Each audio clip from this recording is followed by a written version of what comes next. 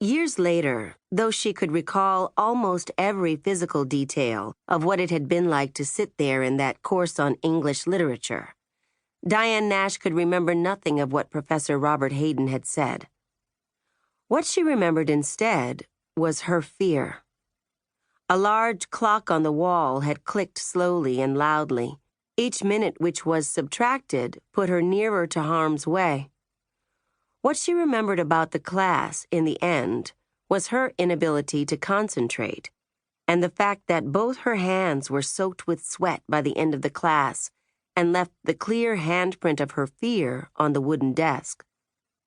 It was always the last class that she attended on the days that she and her colleagues assembled before they went downtown and challenged the age-old segregation laws at the lunch counters in Nashville's downtown shopping center.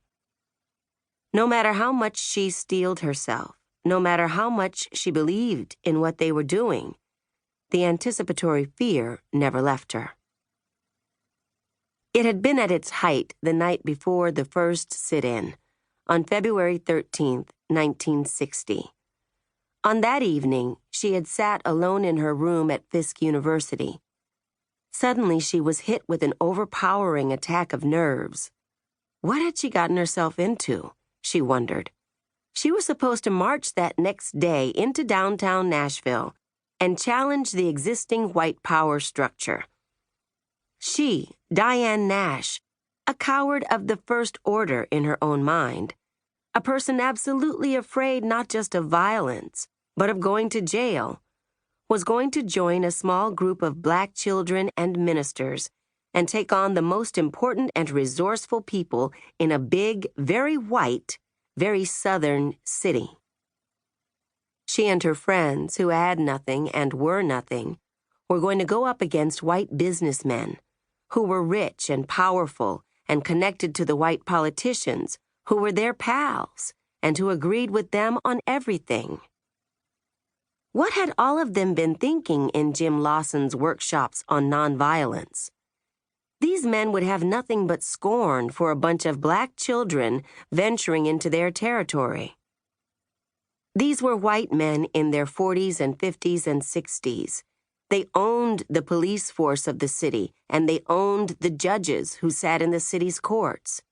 And she, Diane Nash of Chicago, could not make a phone call to a single powerful person in all of America if her life depended on it, which indeed it might. She was now all of 21, and she was in way over her head. Somehow she had been caught in the camaraderie and had begun to surface as someone outspoken and confident. The others, she knew, had already started to look up to her as a leader, but they had no idea how scared she was. It was a joke, she thought. It will never happen. We are a bunch of children. We're nice children, bright and idealistic, but we are children. And we are weak. We have no police force, no judges, no cops, no money. Jim Lawson is a fine man and a good leader, she thought, but this is nothing but a dream.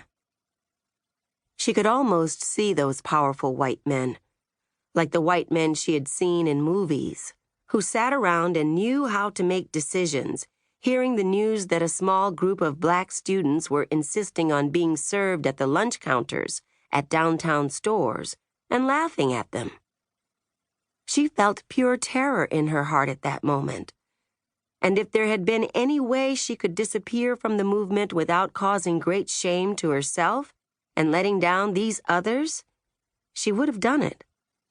If there was anything besides the cause itself which kept her from bailing out, it was the growing loyalty she now felt to the others in this small and, she hoped, hardy group of young students who had become not merely her colleagues, but now her friends. They had started out quite tentative with one another.